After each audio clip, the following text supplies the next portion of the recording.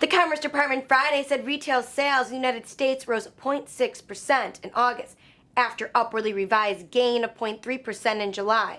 The retail sales report covers 1/3 of consumer spending.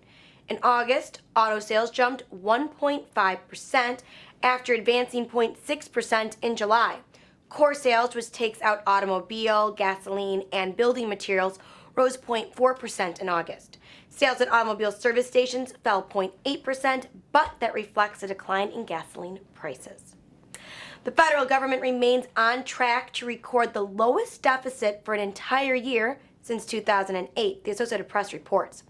The August deficit was $128.7 billion, down 13% from the $147.9 billion deficit recorded in August of 2013, the Treasury Department said Thursday in its monthly budget report.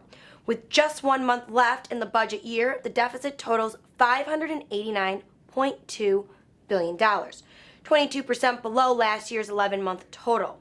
The Congressional Budget Office is forecasting the government will run a sizable surplus in September that will allow the government to close out the budget year with a deficit of $506 billion, the lowest in 6 years.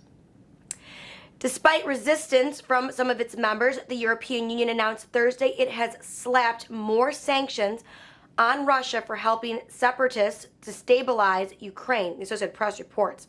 The sanctions will limit Russia's access to its financial market, hit the country's vital oil industry, curb high-tech exports, and target more officials with travel bans and asset freezes.